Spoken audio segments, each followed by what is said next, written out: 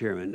Mr. Weber, I understand that the NRC staff found that the fuel rod assembly stored in pools remained intact at Fukushima. Is that correct? That is correct.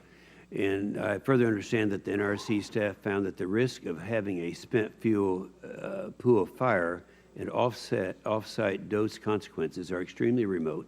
I think I used in my opening statement 1 out of 10 million years. Once a plant ceases operations and the last fuel is removed from the reactor and has cooled for a relatively short period of time.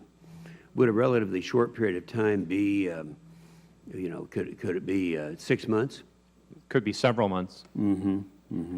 Okay, I had another question that I think was adequately asked by Senator Vitter. Mr. Fertel, you know better than most the tough time that's been going on for the nuclear industry over the past couple of years, and it's my understanding that the NRC has some 50 orders and regulations that are being developed right now.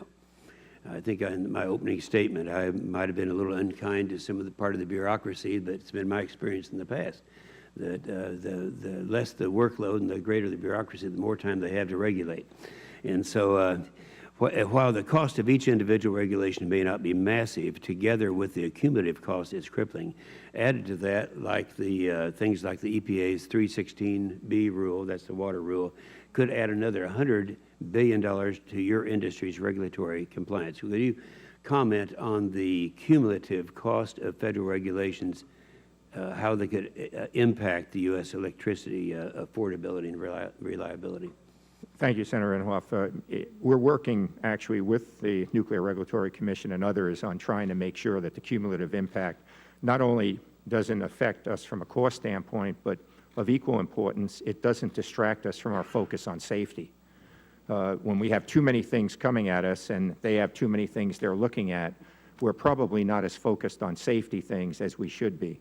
So we believe right now that what the NRC needs to do, and we're culpable on our side too, on some distraction, is to really look at across the board as opposed to within each silo and make sure that from a safety standpoint, what we're being asked to do truly has benefits for safety and is worth the cost to do. And there's a number of things that probably don't fall in that right now. And I admit I've been a little paranoid about the over-regulation that we have right now coming out of the Environmental Protection Agency, things not just the cap and trade, but the various emission standards where there's no technology to bring that, and the cost of these, the cumulative cost.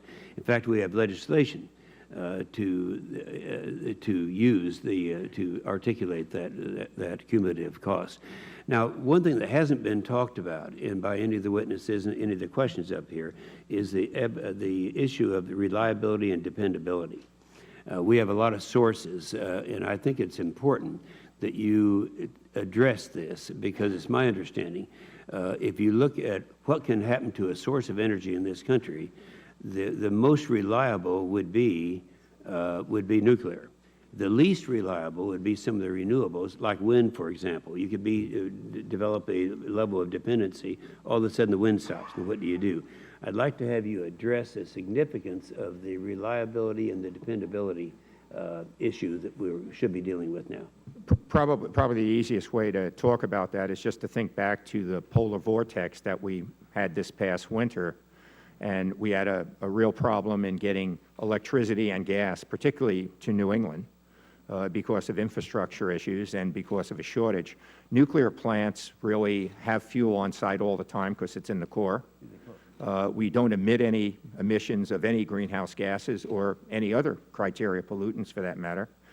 Senator Sanders mentioned the good local economic impacts that a nuclear plant has. We also provide stability to the grid from the standpoint of voltage stability.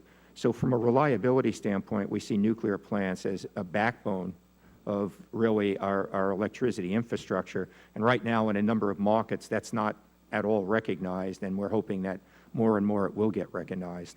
Yeah, well, my time's expired, but I want to just make sure we're focused on this, because we've heard a lot of predictions about what could happen in terms of this summer and following summers if we were to have blackouts or brownouts in this country, and that would be pretty disastrous. Are you familiar with some of those statements that have been made? Yes, I am. They're coming from people that actually look at that very hard in the, not only just the industry side, but the policy side. And it's because we are shutting down a lot of coal plants because of the EPA regulations. We have a number of nuclear plants in jeopardy because of policies that are making them uneconomic, even though they're actually very economic plants. And again, if you shut down coal and nuclear plants, you really are shutting down the backbone of our electricity system. And I think that really needs to be talked about before the disaster occurs. Thank you, Madam Chairman. So much. Senator Markey.